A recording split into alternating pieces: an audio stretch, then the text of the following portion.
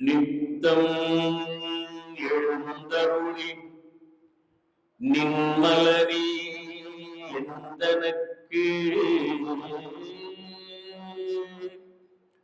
புத்தி மிக மிகவும் போதித்து சித்தமயல் போக்குவாய் இன்ப சுக பூரணத்து இரண்டரவே ஆக்குவாய் சொக்கனான உனக்கு பணி செய்ய உந்தனை என்னாலும் நினைக்க வரம் எனக்கு நீதா மனக்கவலை நீக்குகின்ற தென்மதுரை நிர்மலனே எவ்வுலகும் ஆக்குகின்ற சொக்கனானா பேரன்பனல்லன் பிழை செய்யான் தானல்லன் ஓரன்பும் இல்லா உத்தனேன் பேரன்பு காட்டி என்னை காட்டி உனை காட்டி இன்பத் தொட்டிலே ஆட்டி வளர் சொக்கநாதனம் தரும் கல்வி தரும் ஒரு நாளும் தளர்வதியா மனம் தரும் தெய்வ வடிவம் தரும் நெஞ்சில் வஞ்சமில்லா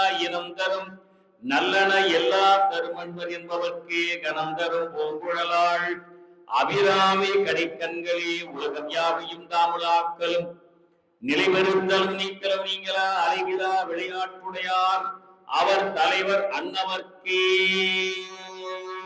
சரண். நம பார்வதி பதையே அரர் மகாதேவா. தென்னாருடைய சிவனியே போற்றி, எந்நாட்டவர்க்கும் இறைவா போற்றி, காவாய் கனகத்திரளே போற்றி, கைலை மலையாளே போற்றி போற்றி, வெற்றிவேல் முருகனுக்கு அரோகரா. வழிபாட்டிற்கும் போற்றுதற்கும் உரிய எல்லாம் வல்ல அருள்மிகு நம்முடைய பதஞ்சலி வியாகரபாதருக்காக ஆடவல்லானாக எழுந்தருளி வந்து இன்று அற்புதமாக அருளாற்றல் நிகழ்ச்சிகளை எல்லாம் நடத்தி கொண்டு வருகிற வழிபாட்டிற்குரிய உமையம்மை சமேதராகிய ஸ்ரீமூலநாத பெருமானுடைய திருவடிகளை போற்றி மகிழ்கிறேன். சிதம்பரம் என்றால் உலகம் முழுமையுமாக நினைவுக்கு வரக்கூடிய அற்புதமான மூர்த்தம் நம்முடைய வழிபாட்டிற்குரிய சிவகாமி தாயுடனாகிய ஆனந்தமான நடராஜ பெருமானுடைய திருவடிகளை போற்றி மகிழ்கிறேன். அவர் ஆடுவதால் நாம் அசைகிறோம் என்பதுதான் உண்மை. அவர் எல்லோரையும் ஆட்டி வைத்து ஆடுகிறார். அந்த ஆனந்தமான நடராஜ பெருமானுடைய திருவடிகளை போற்றி மகிழ்கிறேன். 100 ஆண்டுகளுக்கு முன்பு வேதபாராயண மடம் என்ற இந்த மடத்தை அமைத்து அற்புதமான பல சமய பணிகளை எல்லாம் செய்ய வேண்டும் என்று திட்டமிட்ட சான்றோர்கள் திருவடியை நான் வணங்கி போற்றுகிறேன்.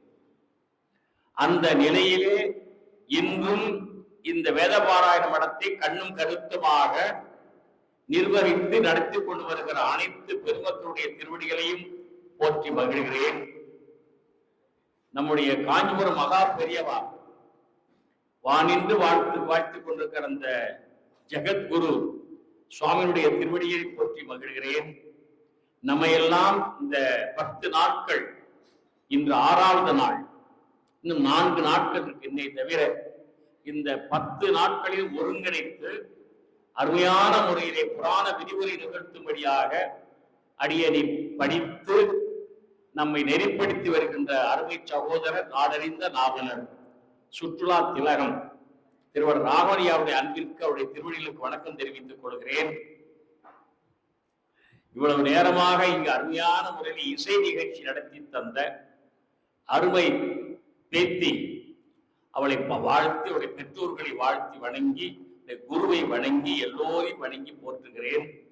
சான்றோர்கள் பெருமக்களே, திரளாக நாள்தோறும் வந்து சிறப்பித்து எளியனை ஆசீர்வதித்துக் கொண்டிருக்கிற மெய்யன்பர்களே, தாய்மார்களே, நண்பர்களே, பெரியோர்களே, விருது பெற இருக்கிற நம்முடைய தெளிவாழ் அண்ணனுடைய குடும்பத்தை சார்ந்திருக்கிற தீட்சியர் பெருமக்களே, சிஷ்யர்களே, உங்களுடைய அனைவருடைய அன்பிற்கும் நான் தலைவணங்கி போற்றுகிறேன், வணங்கி மழுகிறேன்.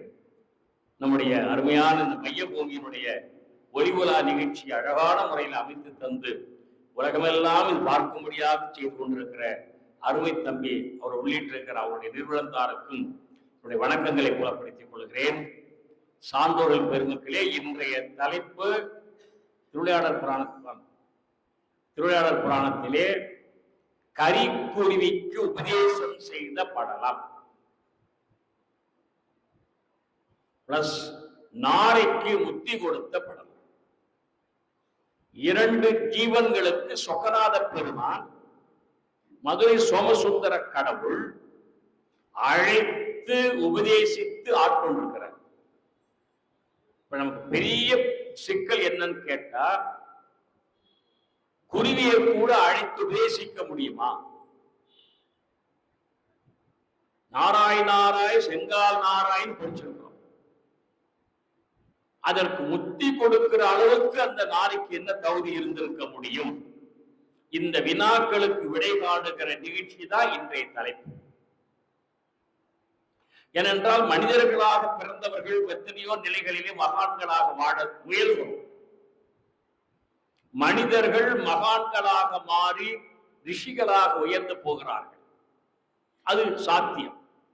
புல்லாகி பூடாய் புழுவாய் மரமாகி பல்வர்க்கமாகி பறவையாய் பாம்பாய் கல்லாய் மனிதராய் பேயாய் கணங்களாய் பல்லசுராகி முடிவாய் என்றெல்லாம் சொல்லி எல்லா பிறப்பும் பிறந்தெளித்தேன் என்று மணிவாசக பெருந்தகை பிறப்புகளை அடுக்குகிறார்.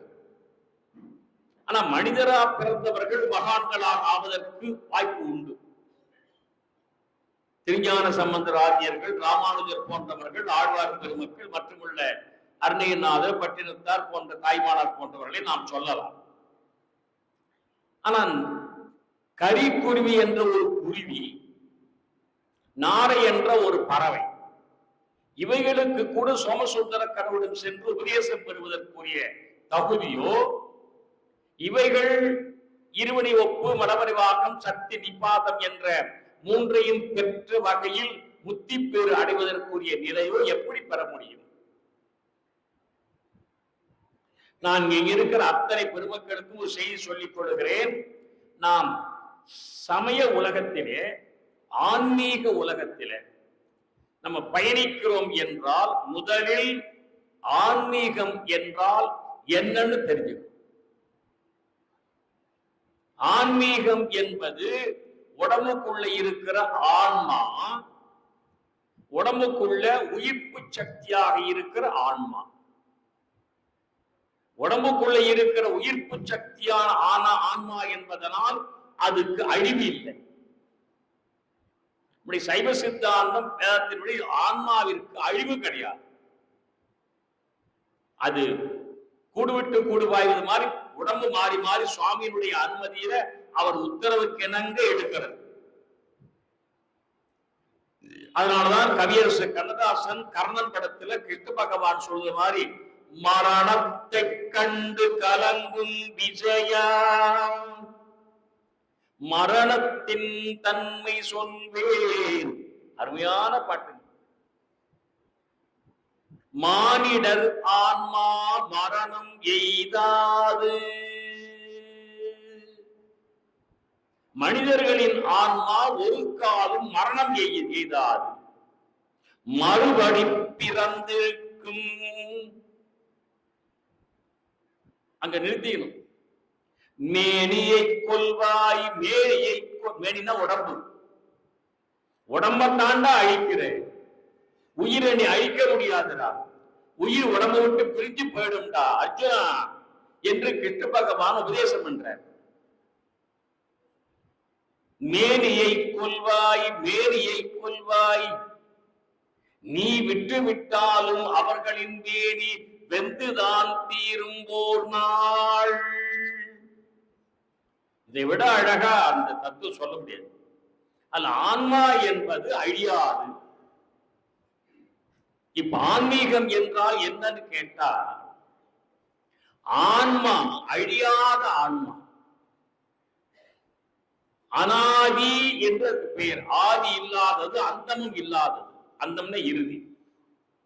அந்த ஆதியும் அந்தமும் இல்லாதிருக்கிற ஆன்மா அதே மாதிரி ஆதி அந்தம் இல்லாதிருக்கிற ஆண்டவனை நோக்கி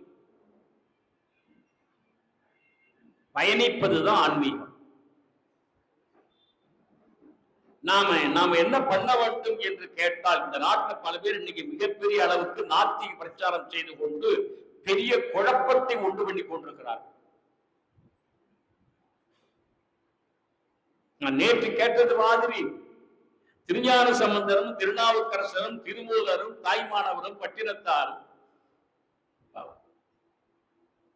இன்னும் பல்வேறு விதமான அருளாளர்கள் எல்லாம் பாடியிருக்கிற உணர்த்தி இருக்கிற உபதேசங்கள் கருத்துக்கள் பொய்யா? அது ஞானத்தோடு தொடர்புடையது அல்லவா?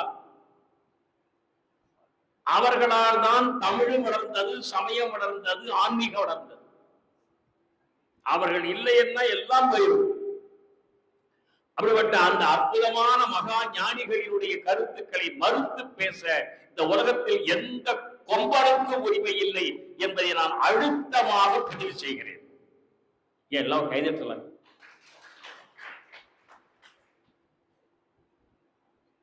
இந்த உலகத்தில் முன்னோர்களாக இருக்கிற அருளாளர்களாக இருக்கிற இறைவனுடைய அருள் பெற்றிருக்கிற அவருடைய கருத்துக்களை மறுத்து பேச இந்த உலகத்தில் இப்பொழுது இருக்கிற எந்த கொம்பனுக்கும் தகுதி கிடையாது. அவர் எவ்வளவு பெரியவராக இருந்தா நமக்கு என்ன? உண்மையை பேசும். சரியான உண்மையை பேசுவது தான் உண்மையான அறிஞர், அருளாளர், ஆன்மீகவாதி. இறைவன் என்ன சும்மா விளையாட்டுத்தன்மை? அவரோட விளையாட்டுக்காரங்க. ஒரு சொடுக்குல எல்லாத்தையும் அழிச்சிருவாரு. 3 வருஷம் மூடி வச்சிருந்தாரு. கொஞ்சம் காட்டியிருக்காரு அவருடைய ஆற்றல். முதல்ல சுனாமியை காட்டினார், அப்புறம் இது மாதிரி கொரோனாவை. அவருடைய திருவுள்ளம் காயப்படாம வருத்தப்படாம காக்கணும். நம்ம வீட்டுல இருக்கிற அப்பா வருத்தப்பட்ட அந்த வீட்டுக்குள்ளே வாழ முடியுமா? அது மாதிரி பரமேஸ்வரனாய் இருக்கிற அப்பா, அவர்தான் அப்பா நமக்கு. அம்மையப்பரே உலகுக்கு அம்மையப்பர் திருக்களிட்டுப்படியார் என்ற நூல் சொல்லுகிறது. அவர்தான் அத்தனை பேருக்கும் தந்தை.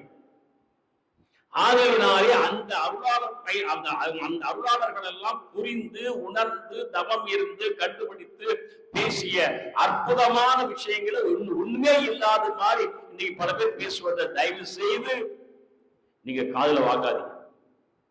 நான் உங்க கால் பணிந்து கேட்டுக்கிறேன். அந்த கெடுதலான பிரச்சாரத்துக்கிட்டே போகாதீங்க. கெடுதலான பிரச்சாரம் பண்றதை விட கொடுமை அவர்களை ஆதரிப்பது. இன்னொரு சொல்றேன், கெடுதலான பிரச்சாரம் பண்றதை விட கொடுமை பாவம் அவர்களை ஆதரித்து பேசுவது. தட்சன் செய்த யாகம் சிவபெருமானை புறக்கணித்தது. ஆனா தேவர்கள் என்ன பாவம் பண்ணாங்க? தேவர்கள் என்ன பாவம் பண்ணாங்கன்னா அந்த யாகத்துல கலந்துக்கிட்டாங்க. வாமா வாமா வாழ.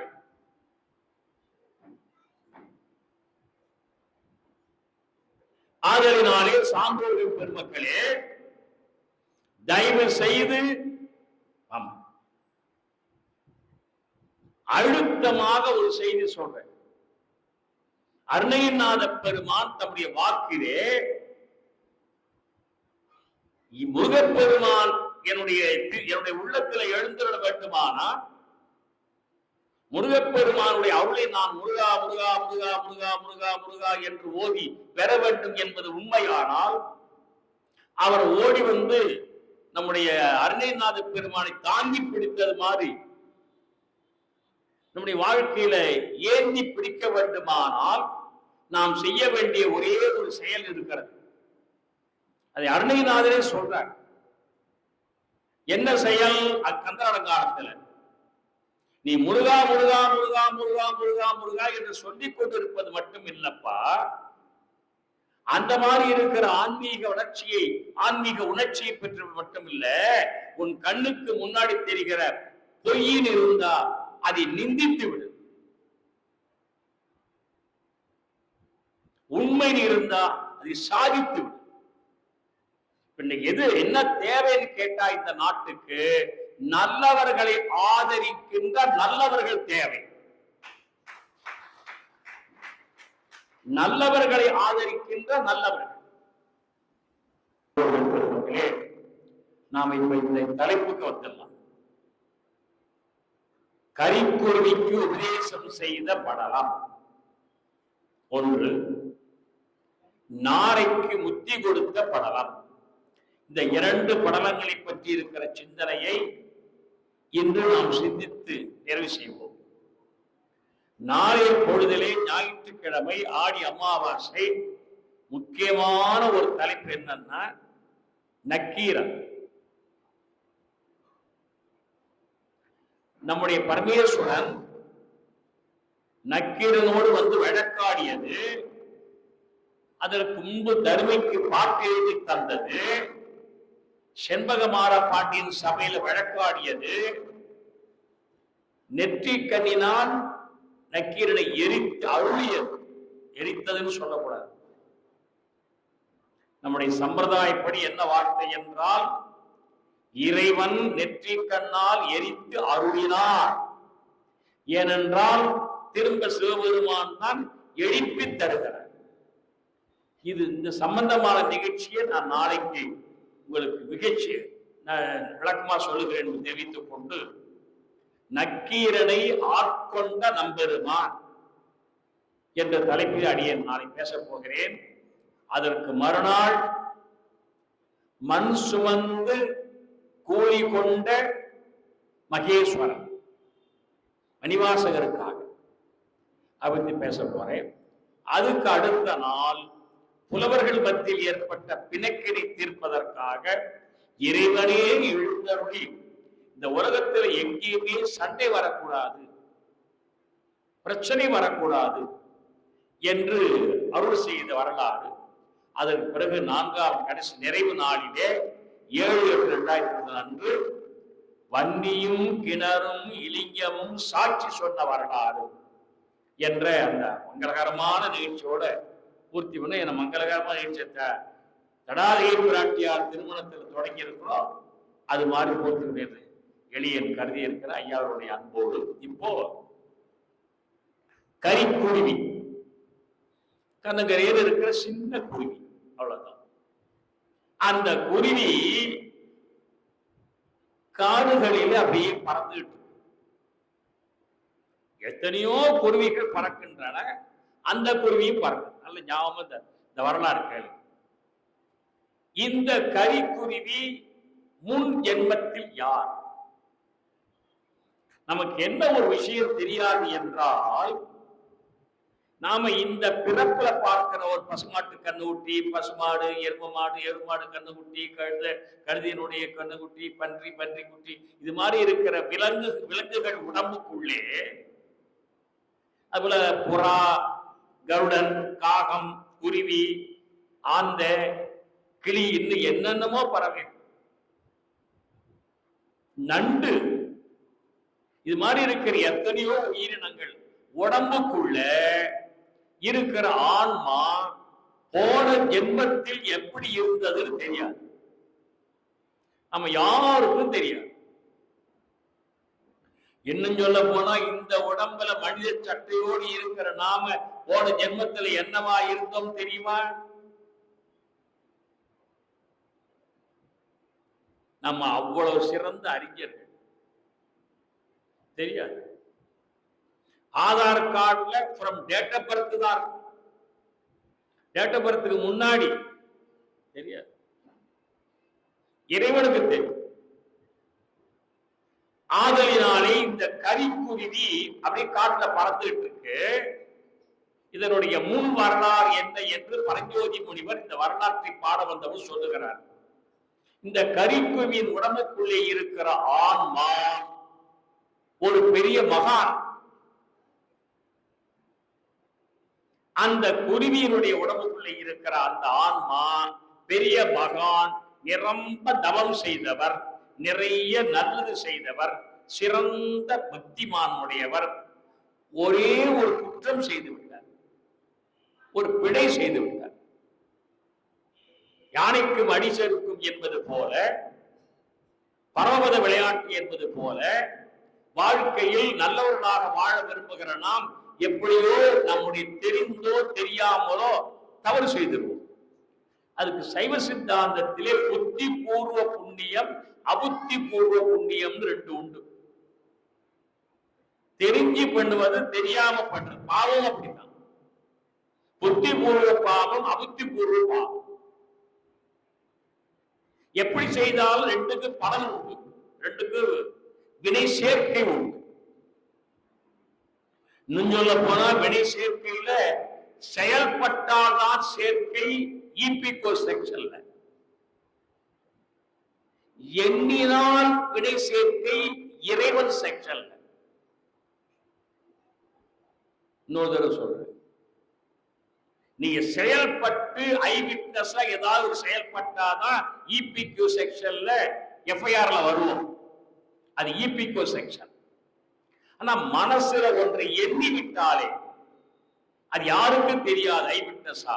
ஆனா அது இறைவன் கணக்குல எழுதப்பட்டு எஃப்ஐஆர் போட்டுவார். எண்ணங்களுக்கும் வினைகள் உண்டு. அது நல்ல எண்ணமா இருந்தா நல்வினை, தீய எண்ணமா இருந்தா தீவினை. அந்த கணக்கை வைத்து நம்ம பயந்துகிட்டு நினைக்கிறோம். அதாவது எண்ணங்களை நாம என்ன நினைக்கிறோம்னா, நம்ம நினைக்கிறது யாருக்கு தெரிய போகுது அப்படின்னு என்னென்னமோ நினைக்கிறோம்.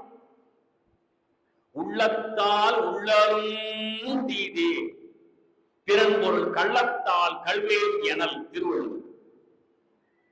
உள்ளத்தால் உள்ளலும் தீதே அப்படின்னா திருவள்ளுவர். நினைக்கிறது கூட பாவம் தான். இந்த கரிக்குருவி போன ஜென்மத்துல மகானா இருந்தது, பெரிய படிப்பு, பெரிய தவம் உடையவராதான் இருந்திருக்கு. ஆனா ஒரு பிழை செய்து விட்டது.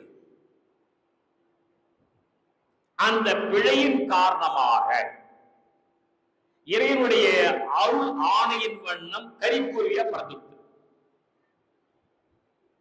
நான் முத நாளே சொன்னேன், உங்களுக்கு முத நாளும் மறுநாளும் சொன்னேன்.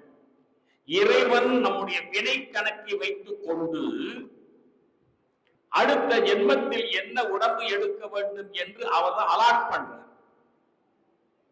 Birth allotment. மனிதனா, ஆனா, பெண்ணா, படிச்சவனா, படிக்காதவனா, பணக்காரனா, ஏழையா, இன்ன ஜாதியா, அன்ன ஜாதியா, என்ன போக்குவரத்து, மாமிசம் சாப்பிடுற ஜாதியா, மாமிசம் சாப்பிடாத ஜாதியா, அல்லது வேற விதமான ஜப்பான் நாடா, ஆஸ்திரேலியா நாடா, அமெரிக்க நாடா, இந்திய நாடா, தமிழ்நாடா, எல்லாத்தையும் அலாட் பண்றது ஒன்லி ஒன் பவர், சிவபெருமான். நம்ம கிட்ட ஒண்ணுமே இல்லை. நம்ம கிட்ட ஒண்ணுமே இல்லைன்னு தெரிஞ்சவர் தான் ஞானம். எல்லாம் நம்ம கிட்ட இருக்குன்னு நினைக்கிறது அஞ்ஞானம். அதனால இந்த கரிக்குருவியினுடைய அந்த கணக்கை வச்சு சுவாமி என்ன பண்ணார், சித்திரகுப்தன், யமதர்மன் மற்றவர்கள்லாம் கூப்பிட்டு, சரிடா, அந்த ஆன்மா பெரிய மகானா வாழ்ந்ததுக்கெல்லாம் சின்ன தப்பு பண்ணிவிட்டான், அவனை கரிக்குருவியா பிறந்துட்டு. ஆனா கரிக்குருவியா பிறந்தாலும் அந்த ஆன்மாவுக்கு பழைய வினை கணக்கின்படி நல்வினை ஞானம் அதிகமா இருக்கு. 90% நல்வினை, 10% தீவினை. தீதும் நன்றும் பிறர் தரவாரா. ஆதலினாலே இந்த கரிக்குருவி காட்டுல எல்லா குருவியோடு சேர்ந்திருந்தாலும் இதுக்கு அந்த கரிக்குருவிக்கு அந்த குருவியோட ஒற்றி வாழ பிடிக்கல. அது எப்படியாவது நம்ம இந்த பிறப்பிலிருந்து விடுதலை பெற வேண்டும், இந்த பிறப்பிலிருந்து நாம் மாற வேண்டும் என்று அது அப்படியே உட்கார்ந்து இருக்குது. அந்த நேரம் பார்த்து சுவாமி திருவருளால நீங்க எப்பொழுதுமே நல்ல குருநாதரை தேடி தேடி தேடி தேடி தவம் செய்தால் இறை அருள் நல்ல குருநாதரை கொடுத்துருவார்.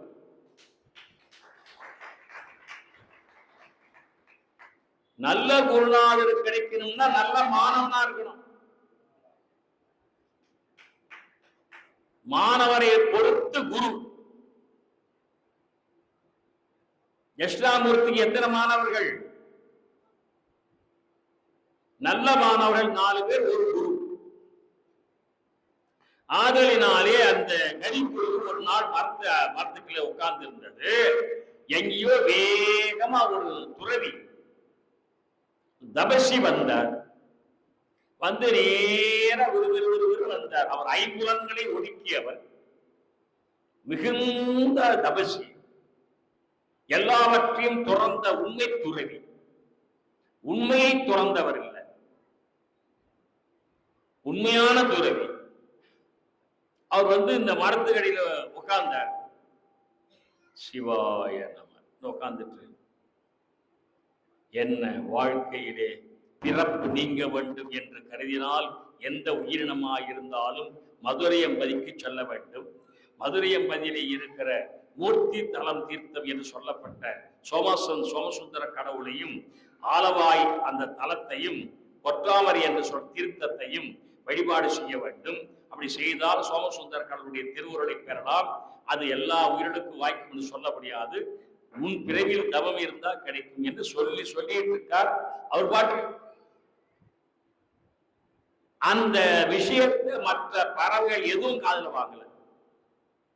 சத்தத்துல ஒரே இந்த கரிக்குருவி மட்டும் காதுல வாங்கியது. அப்படி என்றால் இந்த காட்டிலும் மேட்டிலும் நாம் அலைந்து திரிந்து பயனில்லை, நாம் மதுரைக்கு போய்விட வேண்டியதுதான். அங்குதான் ஆலவாய் அண்ணல் என்ற மூர்த்தி இருக்கின்றார். தீர்த்தம் பொற்றாமரை தீர்த்தம் இருக்கிறது, தலம் இருக்கிறது, தீர்த்தம் இருக்கிறது, எல்லாம் இருக்கிறது. வா போலாம் சொல்லிட்டு, வா போலாம்னு தன்னுடைய மனசு கூப்பிடுற, வா போலாம். உடனே போட்டு அந்த கரிக்குருவி பறந்து பறந்து பறந்து பறந்து பறந்து மதுரைக்கு போயிடுச்சு. இத நான் வகுப்புல சொல்லிட்டு இருந்தேன்னா பையன் என்ன பண்ணுவான்?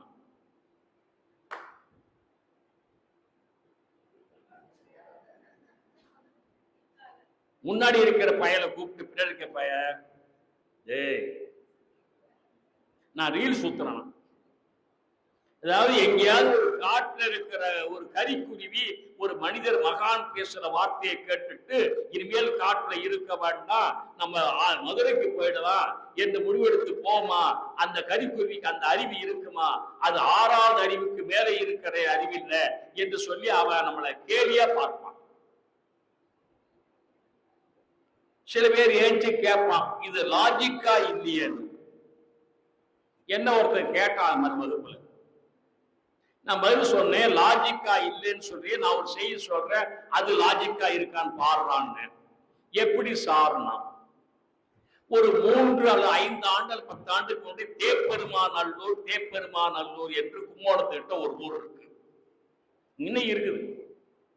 அந்த தேப்பெருமாநல்லூரை பத்தி இருக்கிற ஒரு விஷயம் உலகளாவிய நிலையில பரவியது. வீடியோல என்னன்னு கேட்டா, நடந்தது 10 வருஷம் கூட இருக்காது. அந்த தேப்பெருமாநல்லூர்ல ஒரு நாள் சூரிய கிரகணம், தை மாதம், மாட்டு பொங்கல் அன்னைக்கு காலையில 6 மணிக்கு சிவாச்சாரியார் ஒரு கர்ப்ப கிரகத்தை திறக்கிறார்.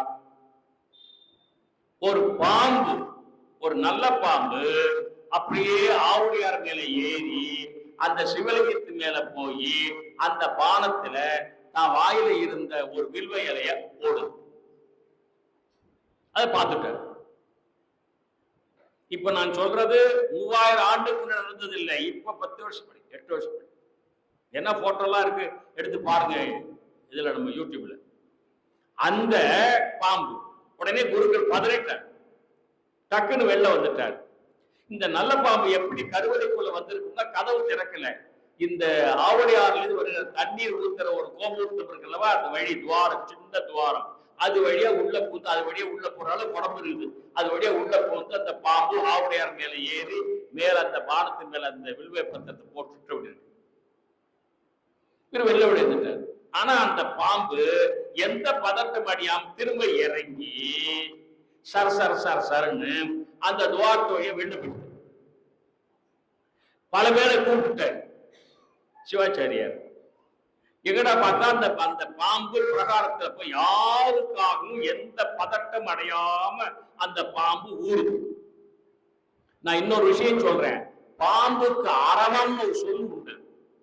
அரவம்னா பாம்பு, அரவம்னா தமிழ்ல சத்தம் அர்த்தம். ஒரு சின்ன சத்தமா இருந்தாலும் ஓடி போவதுதான் பாம்பு. அதனால அதுக்கு அரவம்னு பேரு. ஆனா அந்த அந்த அரவம் என்ற இனத்தை சேர்ந்த பாம்பு ஒரு 10 பேர் திரண்டு இதோ இங்க போகிறா சொன்னா எதுக்கும் அது கவலைப்படல. நேரா போய் பிரகாரத்துல இருந்த வில்லு மரத்து மேல ஏறி இல்ல செல்லு எடுத்திருக்காங்க. ஏறி ஒரு வில்வ பலகையிலே பறிச்சுட்டு திரும்ப இறங்கி யாரை பத்தியும் கவலைப்படாம சர அடிச்சாலும் சரி கொன்னாலும் சரி அப்படி யாரும் அடிக்கிற திரும்ப அதே ஒரு துவாரத்து வழியா உள்ள பூந்து அதே ஆவுடையார் மேல ஏறி திரும்ப 2வது வில்வ பத்திரம் அவ்வளவுதான்.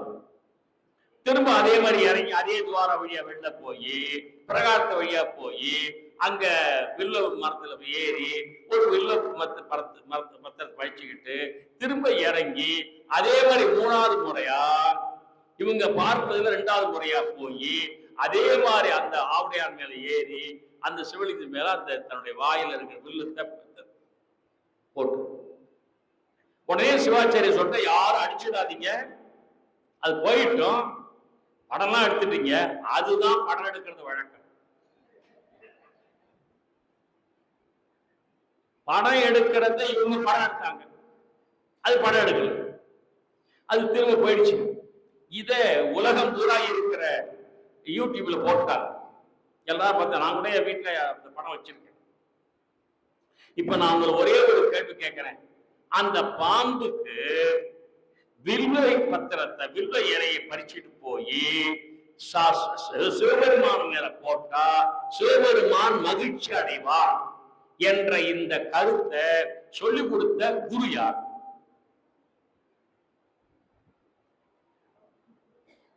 சர்ச் பண்ணு. நீங்க திருவிளையாட புராணத்துல கரிக்கூலி உபதேசம் பண்ணதெல்லாம் அப்புறம் பார்க்கணும்.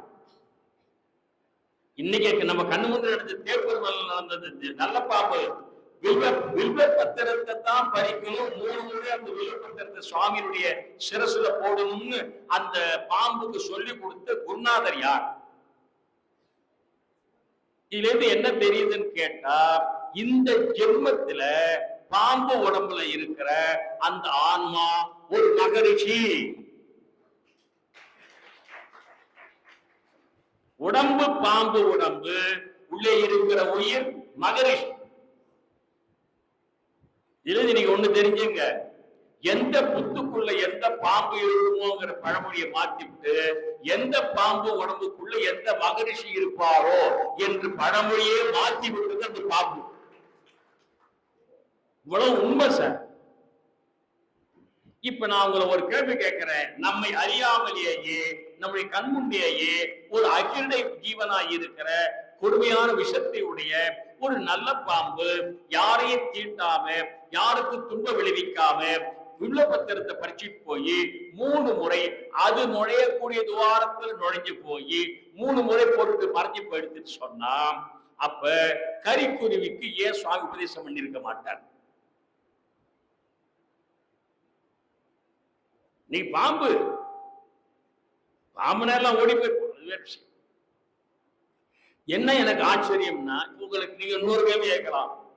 அந்த மகரிஷிய மனிதனா படைக்காம ஏன் சுவாமி பாம்பா படைச்சார்? அந்த மகரிஷியுடைய ஆன்மா அவ்வளவு பெரிய தவம் செய்த ஒரு ஆன்மாவா இருந்தா, பெரிய தவம் செய்த ஆன்மாவா இருந்தா, அதுக்கு ஒரு பெரிய மகான் உடம்ப கொடுத்திருக்கலாமே. மனித உடம்பை ஏன் பாம்பு உடம்ப கொடுத்தாருன்னா, அது அந்த சூரிய கிரகணத்தன்னைக்கு காலையில சிவலிங்கத்தை 3 முறை அத வில்வ பத்திரத்தை போட்டுட்டு அது முக்தி அடைய வேண்டும். அது மறைஞ்சு போய் கைலாய போயிருக்கும். அந்த ஜீவனுக்கு அது மாதிரி அந்த சூரிய கிரகணத்தன்னைக்கு அந்த சிவலிங்கத்து மேல குருக்கள் வந்து பூஜை பண்ற கருவறைக்குள்ள போய் அந்த சிவலிங்கத்து மேல வில்வ பத்திரத்தை போடுறதுக்குரிய தவ வலிமையை கொடுத்து அதன் மூலமா முழுமையான வினை நீக்கம் பெற்று அந்த மகரிஷி சீவன் முத்தராகி ஜீவமுக்தி பெற்று அங்கு போயிருப்பார் என்பதனால் அவர் அந்த கதை பூட்டி இருக்கிற இடத்துல உள்ள அந்த கருவறைக்குள்ள நுழையறதுக்குரிய ஒரே ஒரு வாய்ப்பான உடம்பு பாம்பு உடம்பு தான். சுவாமி என்ன பண்றார்? நம்முடைய ஃபியூச்சர் லைஃப், நம்முடைய எதிர்கால வினை நீக்கத்திற்கு, நம்முடைய எதிர்கால வினையினுடைய 20 வகுப்பு மலபரிவாகம் சக்தி நிபாதம் என்ற வகையில் இருக்கிற அத்தனை தத்துவங்களுக்கு ஏற்ப எந்த நாள்ல, எந்த வினாடி, எந்த இடத்துல எவ்வண்ணமாக நம்முடைய வாழ்க்கை அமைந்து நாம ஜீவமுக்தி பெறுவோம் என்பதற்கு ஏற்ப இறைவன் அவ்வப்பொழுது நமக்கு ஆன்மாவிற்கு உடம்பை தருகின்ற நிலையில் அவர் அருள் செய்கின்றார். அந்த வகையில தான் கண்ணுக்கு தெரிஞ்ச தேப்பெருமான் நல்லூர்ல பாம்பு, அன்னைக்கு கரிக்குருவி. மறுக்க முடியாது இல்ல. பையன் உடனே கேட்டான், பாம்பு, ஆமாடா பாம்புன்னு. பாம்புன்னு உட்காரா, சும்மா பாம்பு. அவன் வயதில் உட்கார்ந்துருக்கான். போய் வேணா இப்போ தேப்பெருமான் நல்லூர் ஊர் இருக்குது, கும்பகோணத்திலே பக்கத்துல டவுன் பஸ் போகுது. அந்த ஊர்ல போய் நீங்க இன்னைக்கு சிவன் கோயிலுக்கு விசாரிங்க, இந்த வரலாற்றை அங்க இருக்கிற குருக்கள் மற்ற எல்லாரும் சொல்வாங்க. ஏன்னா படமே வந்து. அதனால் கரிக்குருவி நேர என்ன பண்ணியது, மதுரையை போயிடுது. இந்த செய்தியை கேட்டு உடம்பு, கரிக்குருவி உடம்பு, உள்ளே இருக்கிற ஆன்மா மகரிஷி நேர போனது. அங்க பொற்றாமரை தீர்த்தத்தில் நீராடியது. ஆலவாய் கோயிலுக்கு போயிருக்கு. கரிக்குருவியினுடைய உடம்புக்கு தகுந்த மாதிரி சோமசுந்தர கடவுள் கோயில வலம் வந்து பிரகாரத்துல சுத்திட்டே இருக்கு. ஒரு சவுண்டு கொடுத்து சுத்திட்டு. அந்த நேரத்துல அங்கேயர்கண்ணி அம்மா தாய் மீனாட்சி, அங்கேயர்கண்ணி மீனாட்சி தடாதை பிராட்டி என்று 3 வாயா வந்திருக்கான்னு முதலாளி சொன்னேன். அந்த அங்கேயர்கண்ணி சுவாமி பார்த்து, சுவாமி என்னம்மா, இந்த கரிக்குறி ஒன்னே ஒண்ணு கோயிலுக்குள்ள வந்து நம்மள வளம் வந்துகிட்டே இருக்குது, வேற இது சாப்பிட மாட்டேங்குது, பொற்றாமரை தீர்த்தத்துல ஸ்நானம் பண்ணது, இது ஏதோ பூஜை பண்ணி எல்லா வித தகுதியும் பெற்ற ஆன்மா மாதிரி தெரியுது, இதுக்கு நீ என்ன செய்ய போறீங்க என்று அம்பாள் கேட்கிறார். யார? சுவாமிய. சுவாமி சொன்னார், எல்லா விதமான தகுதிகளையும் போல பிறவிலேயே பெற்றுவிட்ட இந்த ஆன்மா கொஞ்சம் பிழை இருந்ததுனால கரிக்குறி உடம்ப கொடுத்தேன், இப்ப இது பறந்துங்க வந்துருச்சு, காட்டுல இருந்து செய்தி தெரிஞ்சுக்கிட்டு இதுக்கு மிருத்யுஞ்ச உபதேசம் பண்ண போறேன். மிருத்யுஞ்ச உபதேசம் என்பது மார்க்கண்டேயருக்கு கிடைத்தது. மரணம் தவிர்க்கிற மந்திரம். எஞ்ஞாண்டும் ஒரே மாதிரியான வாழ்க்கை, என்றும் சிரஞ்சீவியான வாழ்க்கை. அதனால இன்னைக்கு திருக்கடவுர் போய் நம்ம எல்லாம் மணி விழா, சதாபிஷேக விழா, எல்லா விழாக்கள் என்ன வந்து உபதேசம் பண்ணிக்கிறான், மிருத்யுஞ்ச உபதேசம். வாழ்நாள் நீட்டிக்கு மரணமில்லா பெருவாழ்வு, மரண பயம் நீங்கும், அதை உபதேசம் பண்ண போறேன். அந்த மந்திரத்தை சொல்லணும் என்று சொன்ன உடனே அதை சொல்லுகிற முறையில் ஒரு அமைப்பு இருக்கு. நல்ல தயவுசெய்து நல்லா தெரிஞ்சுங்க. நான் முதலாளி சொல்லியிருக்கேன், பெயர் வேற மந்திரம் வேற. நம சிவாய பெயர், சிவாய நம மந்திரம். அது மாதிரி மந்திரத்தை சொல்றது திரியம்பகம் என்ற அமைப்பில 3 விதமாக மந்திரங்களை குரு சொல்ல கேட்டு சொல்லணும். நீங்களா புத்தகத்தில் படிச்சாலும் சரியா வராது. அது உதாரணம் சொல்றேன். அது என்ன திரியம்பகம்னா, படுத்தல், எடுத்தல், நலிதல், எடுத்தல், படுத்தல், நலிதல். இந்த சொற்களை சொல்லுகிற பொழுது இந்த ஸ்பஷ்டமா ஏற்றி இறக்குது, மென்மையா சொல்லுது. எல்லாத்துக்கும் விஷயம் வித்தியாசம் இருக்கு. இப்ப நான் உங்களுக்கு ஒரு உதாரணம் சொல்றேன். நீங்க புத்தகத்துல பாக்குறீங்க, திருவிளையாடல் படம் பாட்டு புத்தகம் வாங்கி வச்சுட்டீங்க. அது எழுதியிருக்காரு கண்ணதாசன், பாட்டும் நானே பாவம் நான். நீங்க என்ன பண்ணி படிப்பீங்க? பாட்டும் நானே பாவமும் நானே.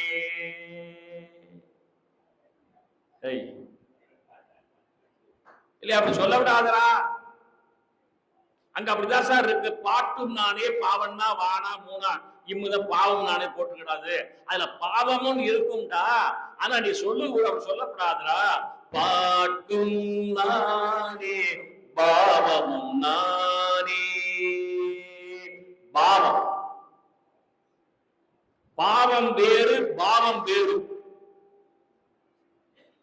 பாவம்னா சரியா பாடாத பாட்டு கேட்கிற நம்ம தலையெழுத்து.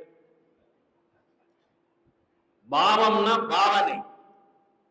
நீங்க தமிழ் மொழியில எல்லா மொழியிலையும் சொற்கள் இருக்கான், அதை எப்படி ஒலிக்கணும், அதை எப்படி ஒலித்து பேச வேண்டும். எப்படி ஆங்கிலத்துல நீங்க நாலேஜ்ங்கிற சொல்லுக்கு கினாலஜி சொல்றது இல்லை, கே சவுண்டு கிடையாது. அது அந்த மொழியினுடைய அமைப்பு. நம்முடைய மொழியை பாருங்க, வீட்டுல சோத்துல உட்கார்ந்து இருக்கு காகம், அதுக்கு எப்படி இருக்கு சொல்லு? காவன்னா கானா இம்மன்னா காகம் சொல்றமா? காகம் காகம். முதல்ல இருக்கிற கானாவுக்கு காங்கிறோம், அடுத்து இருக்கிற கானாவுக்கு ஹா அப்படிங்கிறோம். ஆனா இருக்கிற எழுத்து என்ன? ரெண்டு கானா தானே. இது ஏன் அப்படி சொல்லணும்னு கேட்டா என்ன யாரை கேட்பாங்க, சொன்ன பதில் சொல்லுவாங்க. அதனால எந்த ஒரு சொல்லையும் நீங்கள் எழுத்துல வச்சு படிச்சிட முடியாது, புஸ்தகத்தை வச்சு படிச்சிட முடியாது. அதுக்கு ஒரு குரு வேண்டும். குரு உபதேசமாகத்தான் மந்திரங்களை சரியாக உச்சரிக்க வேண்டும். இல்லைன்னா தப்பு தப்பா போயிடும். ஜனகணமன பாட்டு புஸ்தகத்தில் எழுதியிருக்குது, அதுக்கு தமிழ் உரை எழுதியிருக்கிறாங்க. எனவே இப்படிப்பட்ட இந்திய திருநாட்டை நாங்கள் ஜபிக்கின்றோம் அப்படின்னு இருக்குது புஸ்தகத்துல. நாங்கெல்லாம் வடமுடி ஜானாவை சொல்ல மாட்டோம். சரி சொல்லுங்க.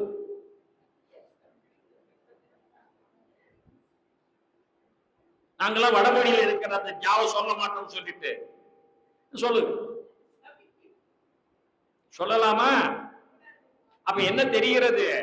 சில ஒலிகள், சில சொற்கள் குரு உபதேசமாகத்தான் தெரிந்து கொள்ள வேண்டும். அந்த வகையில அந்த மந்திரத்தை அற்புதமாக பெருமான் உபதேசித்தார்.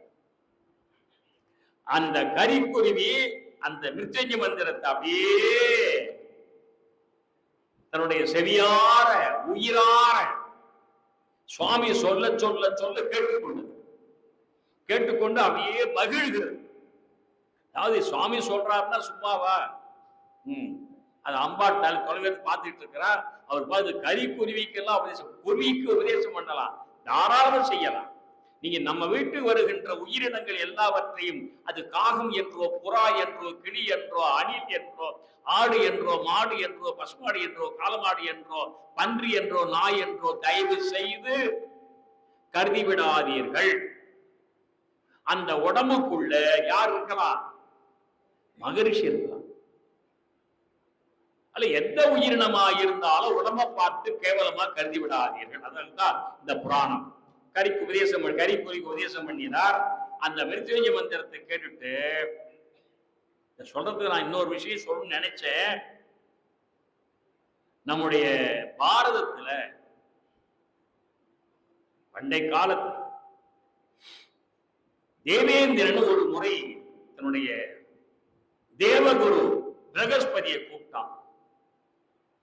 சுவாமி அப்படின்னா பிரகஸ்பதி நின்றார். என்ன சுவாமி, போர்க்களத்தில் எங்க பார்த்தாலும் நம்முடைய இந்த படை வீரர்களுடைய பலமெல்லாம் குறைஞ்சிட்டே வருது, 100 200ன்னு. அங்க அசுர படையில ஒண்ணு கூட குறைய மாட்டேங்குது. 10,000 பேர் இருந்தா 10,000 அப்படியே இருக்கிறாங்களே, அங்க அழிய வருகிய என்ன காரணம்னு கேட்டான் இந்திரன். உடனே பிரகஸ்பதி சொன்னார், தேவேந்திரா சுவாமி, எனக்கு தெரியாத ஒரு மந்திரம் சுக்கராச்சாரியாருக்கு தெரியும். சுக்கராச்சாரியார் அசுர குரு. எனக்கு ஒரு மந்திரம் தெரியாதுன்னா அவருக்கு தெரியும். என்ன சுவாமி இப்படி இருக்கீங்க? அசுர குரு விடவா நீங்க டீமெரிட்? ஆமா, ஒரு மந்திரம் என்ன விட அவருக்கு தெரியும். அது என்ன மந்திரம்? சஞ்சீவி மந்திரம், இறந்தவர்களை எழுப்பி தருகின்ற மந்திரம். எனக்கு தெரியாது. அப்படின்னா இப்ப என்ன பண்றதுன்னு கேட்டான் தேவேந்திரன். இனிமேல் நான் மந்திரம் தெரிஞ்சுக்க முடியாது, வேணுமானா அந்த மந்திரத்தை சுக்கராச்சாரியிட்ட போய் யாராவது ஒரு சிஷ்யனா இருந்து தெரிஞ்சிட்டு வந்தா வரலாம். உடனே தேவேந்திரன் கேட்டா யாராவது போனா தேவையில்ல, ஒருத்தனா போவானா? சுக்கராச்சாரியிட்ட போய் கொன்னே போடுவார். உடனே தேவகுருவாய் இருக்கிற பிரகஸ்பதியின் மகன் அஜன் கஜன் ஒருத்தன், அவன் என்ன பண்ணா, அப்பா என்னடா தம்பி, நான் போய் கத்துட்டு வர்றேன், இது ரொம்ப ஆபத்து. இல்ல கத்துட்டு வந்தேன்னு சொல்லிட்டு நேரம் உத்தரவு வாங்கிட்டு அப்பாட்ட நமஸ்காரம் பண்ணா, தேவகுரு நமஸ்காரம் பண்ணா, நேர சுக்கராச்சாரியர்கிட்ட போனான். அருமையான வரலாறு. சுக்கராச்சாரியார் என்ன இது, யார் நீ கேட்கிறார். என் பேரு அஜன்னு பேரு, உண்மையை சொல்லிட்டான். என் பேரு அஜன்னு பேரு, எங்க அப்பா தேவகுரு பிரகஸ்பதி, உங்ககிட்ட நான் பாடம் கேட்க வந்திருக்கிறேன்னு சொல்லிட்டான். உண்மையை சொல்லிவிட்டான். உண்மையை சொன்ன உடனே அசுரகுரு சுக்கராச்சாரியார், சபாஷ், தேவகுருவின் மகனாய் இருக்கிற ஒருவனே எந்த ஆனாக்கனா வருகிறான்னா எனக்கு மகிழ்ச்சி தான்ப்பா, சரி வந்து வா நீ பாடம் கேட்டு சொல்லிட்டு பாடம் சொல்ல ஆரம்பிக்கிறார். பெரிய விஷயம் என்னன்னு கேட்டா, இந்த சுக்கராச்சாரியர் பாடம் சொல்றார். அப்ப இந்த ஹஜன்கிற ஒருத்தனும் சுக்கராச்சாரிய மகளும் பாடம் கேட்கிறாங்க. மகள் இளமையானவள், இவன் இளமையா அழகா இருக்கிறான். இந்த செய்தி கொஞ்சம் கொஞ்சம் கொஞ்சம் கொஞ்சமா அந்த அசுரர் தலைவனுக்கு போயிடுச்சு. அசுரர் குரு வேற, அசுரர் தலைவன் வேற, ராஜா. அவன்கிட்ட போய் எல்லாரும் போட்டு கொடுத்துட்டான். இந்த மாதிரி நம்ம வாத்தியார் சொல்லி கொடுக்குற யாரோ ஒருத்தன், அவன் ஏதாவது மந்திரம் கத்துக்கிட்டா பிரச்சனை போயிடும்டா சொல்லிட்டு அந்த அசுரர் தலைவன் அவனை கொண்டு விடுங்கடான்ட்டான். உடனே மறுநாள் ஏற்பாடு பண்ணி அவனை கொன்று நாய்களுக்கு திங்க ஊத்துட்டான். திருட்டுது நாய் அந்த உடம்ப, உயிரை ஒண்ணும் பண்ண முடியாது, உயிர் வெளில படிச்சு. இந்த இந்த நிகழ்ச்சியில அன்று மறுநாள் மாலையில பசுமாடு மேய்ச்சிட்டு வர்ற மாணாக்கர் கஜன் வரல, மாடு வந்துருச்சு. அந்த சுக்கராச்சாரியுடைய மகள் ஓடி போய் அப்பாட்ட, அப்பா என்னம்மா அந்த அஜன் வரல, இவ அவனை விரும்புறான், ஆனா அவன் இவளை விரும்பல, சொல்லல இவ, அவன் பாடம் கேட்க வர்றான், அவன் அல்லப்பா, ஏன் வரல தெரியலப்பா, என்ன நடந்து தெரியலப்பா என்று அழுகுறாங்க. உடனே சுக்கராச்சாரியார் தலையை தட்டினார். விஷயம் தெரிஞ்சு போச்சு, செத்துட்டான். உடனே இவங்க தான் சஞ்சீவ மந்திரம் தெரியுமா, மந்திரத்தை சொன்னார். அவன் உயிர் பெற்று வந்துட்டான். நாய் செத்து போய் உடம்பெல்லாம் ஒன்னாகி உயிர் பெற்று வந்துட்டான். வந்த உடனே சந்தோஷமாச்சு. இவருக்கு இந்த மந்திரத்தை சேர்த்து வச்சிடல. உடனே பாடம் சொல்லி கொடுத்தார். இந்த பயலுவா அந்த அசுர தரங்களை சேர்த்துட்டு அவனால செத்து விடா திரும்பி வந்துட்டான்னா, இல்ல நம்ம சுக்கராச்சாரியர் அசுர படைக்க வச்சுட்டார் சொன்ன உடனே சரி என்ன பண்ணலான்னு கேட்டா, அவனை கொன்னு சாம்பலை தண்ணியில கரைச்சப்படும். கரைச்சா அதையும் ஒரு எழுப்பி கொடுத்துட்டாரு. அப்புறம் பார்த்தானுங்க, கடைசி அவனுக்கு ஒரு வழி பண்ணானு. ஆனா பாருங்க, இந்த கெட்டவர்களுக்கு கெட்ட எண்ணம் வருங்கிறதுக்கு உதாரணம் தான் வரலாறு. அவன் என்ன பண்ணானுங்க, அவனை கொன்னு அந்த சாம்பலை கொஞ்சோண்டு மதுவுல கலந்து மதுவை கலக்கி நம்ம குருநாதருக்கே கொடுத்துடுறது. அவர் அந்த பானத்தை குடிச்சிட்டாருன்னா வயிற்றுல போயிடுவான். அவன் சஞ்சீவ் சொன்னார்னா அவன் கிழிச்சு வெளில வந்து அவர் இறந்துடுவார். அதனால அவன் அந்த வேலையை செய்ய மாட்டார், முடிவு பண்ணிட்டான் அந்த பயலோடு. அதே மாதிரி சாம்பலை கலந்து ஒரு மதுபானத்தை கலந்து கொடுத்தா, அது என்னன்னு கேட்டாரு குரு, நம்ம நான் மகா ராஜாவுக்கு வந்திருக்குது, உங்களுக்கு ஒன்று கொடுக்க சொன்னார். சரி வாங்கி குடிச்சுட்டார். அன்னைக்கு சாயந்தரம் அவன் வரல. உடனே பார்த்தா உடனே அழுதாவ. உடனே ஒரு கண்ணை மூடி பார்த்தா வயிற்றுல அந்த பானத்துல சாம்பலா உள்ள போயிட்டான்னு தெரிஞ்சுக்கிட்டார். உயிர் போயிடுது.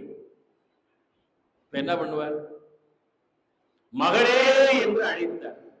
அப்பா இது மாதிரி நடந்து போச்சு. இப்ப நான் சஞ்சீவ மந்திரத்தை பயன்படுத்தினா அவன் வெளி வந்துடுவான், நான் இறந்துடுவேன். உனக்கு நான் வேண்டுமா அவன் வேண்டுமான்னு கேட்டார். அவன் அழுதுகிட்டு ரெண்டு பேரும் வேண்டும்னா. அதாவது தேவகுரு அசுரகுரு ஸ்டடி சென்டர்லயும் இந்த பிரச்சனை வரும் தெரியுது. எல்லா ஸ்டடி சென்டர்லயும் இது மாதிரி பிரச்சனை வரும் பொழுது எனக்கு நீங்களும் வேணும், அவரு அந்த இளைஞனும் வேணும். என்ன பண்றது பார்த்தார். உடனே அந்த சுக்கராச்சாரியார் வேற வழியே இல்லை, வயிற்றுல இருக்கிறாம வயிற்றுல இருக்கிற அந்த ஹஜன் என்ற தேவகுரு மகனுக்கு சஞ்சீவ மந்திரத்தை உள்ளுக்குள்ள உபதேசம் பண்ற பண்ண முடியும் சார். இதுக்கு தத்துவத்தில் இடம் இருக்கு. நான் பேசுறது வைகரி வாக்கு, வெளியே காதல் விடும். சூக்குமை, மத்திமை, பைசந்தி, வைகரின்னு 4 வகை வாக்குகள். நம்ம பேசுறதெல்லாம் வைகரி. சூக்குமைன்னு ஒரு வாக்கு இருக்கு. அதுக்கு ஒலி இருக்கும், எழுத்து இருக்காது, சவுண்ட் மட்டும் இருக்கும். அந்த வாக்கின் மூலமாக மந்திரத்தை புரிஞ்சுக்கணும்னு சொல்லிடலாம். அதன் மாதிரி வயிற்றுல இருக்கிறவனுக்கு சஞ்சீவி மந்திரத்தை சொல்லிட்டார். அவன் எதுக்கு வந்தாலும் நிறைவேறிச்சு. சஞ்சீவி மந்திரத்தை தெரிஞ்சுக்கிட்டான். இப்ப சஞ்சீவி மந்திரத்தை சொல்றாரு. சொன்னா அவன் வந்து என்ன பண்றான், அவன் வெளில வரணும்னு சொல்றாரு. அவன் வெளில வர்றான், இவரு இறந்துடுறாரு. உடனே அவன் என்ன பண்றான், தான் கத்துக்கிட்ட கருவிலே கற்றுக்கொண்டு மந்திரத்தை சொல்லி அவரை பழக்க வச்சான்.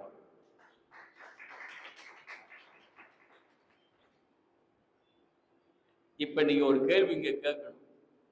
இந்த சஞ்சீவி மந்திரத்தை என் மகளுக்கு சொல்லிக் கொடுக்கல. அவன் போனா போறான்னு சொல்லிட்டு இவர் என்ன பண்ணிருக்கலாம், நான் உனக்கு சொல்லி கொடுத்துறேன், நான் இறந்துட்டேன்னா நீ சொல்லி என்ன பழக்க வச்சிருன்னு சொல்லி இருந்தா சொல்லி இருக்கலாம். ஏன் சொல்லி கொடுக்கலன்னா, எந்த மந்திரமும் உறவுக்காரர்களுக்கு படிக்காது என்பது தத்துவம். சுக்கராச்சாரியார் தன் மகள் என்ற உறவு முறையில சொல்லி கொடுத்தா மந்திரம் பலிக்காது, மாணாக்கன்னா பலிக்கும். நம்ம பிள்ளைகளை கொண்டு ஆற்று சேர்க்கணும், மத்திய பள்ளிக்கூடத்துல நம்மடு படிக்க கூடாது, எடுத்து விடுவாதியாரு. இதுதான் நடக்கக்கூடிய காரியம். அந்த வகையில் வெளில வந்துட்டான். உடனே இவன் என்ன பண்ணா, இவன் சஞ்சீவி மந்திரம் தெரிஞ்சுக்கிட்டான்னா, இவன் சொன்னா உடனே சுக்கராச்சாரிய எழுந்துவிட்டார். உடனே கஜர் என்ன பண்ணினான், குருநாதா நமஸ்காரம்னா என்னடான்னு கேட்டார். நான் உத்தரவு வாங்கிக்கிறேன்னா. என்னடா உத்தரவு வாங்கிக்கிறேன்னு கேட்டார். நான் உள்ளபடியே சத்தியமா உங்ககிட்ட பாடம் படிக்க வந்தேன், உண்மைதான், நான் வியாழ பகவான் மகன் தான், என் பேர் ஹஜ்ஜன் தான், நான் வந்து இந்த சஞ்சீவி மந்திரம் தெரிஞ்சுக்கிட்டு தான் வந்தேன், நீங்க எனக்கு ரொம்ப அழகான முறையில உங்க வயிற்றுல வச்சு எனக்கு சொல்லி கொடுத்துட்டீங்க, நான் அதனால உத்தரவு வாங்கிக்கிறேன், போயிட்டு வர்றேன் சொன்ன உடனே சரி புறப்படுட்டார். ஏன்னா குரு ஸ்தானத்துல இருந்து மாணாக்கனை கொல்லக்கூடாதுன்னு. அப்ப அந்த பொண்ணு அழறா, அப்பா அவரை போக சொல்லாதீங்க, நான் அவரை கல்யாணம் பண்ணிட்டு வாழ விரும்புகிறேன். உடனே இவன் சொன்னா, ஹஜன் பை இந்த இடத்துலதான் சார் ஒரு அற்புதமான தத்துவம் சொல்றாரு. ஹஜன் சொல்றான், பெண்ணே நீ பேசுவது தகாது. ஏன்னு கேட்டா அவ, நீ என்னுடைய வாத்தியார் மகள், என்னுடைய குருவின் மகள், அதனால் நீ எனக்கு சகோதரி போன்றவள், தயவு செய்து என்னை விரும்பாதேங்க. சார் இதை பாடம் வைக்கணும் சார், இதெல்லாம் பாடம் வைக்க மாட்டாங்களா? குருவின் மகள் ஆதலால் நீ எனக்கு சகோதரி, அல்ல உன்னை நான் கல்யாணம் பண்ணிக்க முடியாது, தவறா இதை விரும்பிட்டேன் சொல்லிட்டு. அப்புறம் இன்னொன்னு சொன்னான், உங்க சுக்கராச்சாரியாருக்கு மகளா பிறந்த நீ, நானும் சுக்கராச்சாரிய வயிற்றில இருந்து மந்திர உபதேசம் பெற்றுதான் பிறந்தேன், எனவே நானும் ஒரு மகன் போன்றவன் தானே, தகாது பேசுகிறாய் சொல்லிட்டு கிளம்பினான்.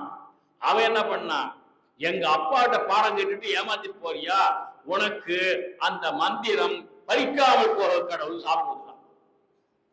அவன் சரின்னு சொல்லிட்டு கிளம்பினான். கிளம்பி உத்தரவு வாங்கிட்டு வந்துட்டான். மந்திரம் எனக்கு பறிக்கலன்னா என்ன, நான் சொல்ல, நான் ஒருத்தர் சொல்லி கொடுத்துட்றேன், குருவா இருந்து சொல்லி கொடுத்துட்டு அவன் எனக்கு படிக்க வைக்கிறான் சொல்லி, இப்படியே அந்த மந்திரத்தை தேவர்கள் மத்தியில் பரவச் செய்தான் ஹஜன் என்ற அந்த தேவர் மகன், என் தேவ மகன் என்பதனால் சான்றோர்கள் பெருமக்களே, மந்திரங்களை குரு உபதேசமாகத்தான் பெற முடியும். அந்த வகையில் தான் மிருத்யுஞ்ச மந்திரத்தை கரிக்குருவி சிவபெருமானுடைய உபதேசமாக பெற்று பல தகுதிகளை பெற்று, இருமணி ஒப்பு மலபரிவாகம் சத்தினிபாதம் பெற்று, பதமுத்தி பெற்று, பரமுத்தி பெற்று போய்விட்டது. நாரைக்கு முத்தி கொடுத்த 5 என்று சொல்லிடுறேன், சின்ன படம் நேரம் ஆயிடுச்சு. அது என்னன்னு கேட்டா, செங்கால் நாராய் படிச்சிருப்பீங்க. சிவப்ப காலு நாரை வெந்த வெள்ளன்னு இருக்கும். அந்த நாரை, அதுவும் இதே தகுதி பெற்ற நான் முன் ஜென்மத்துல.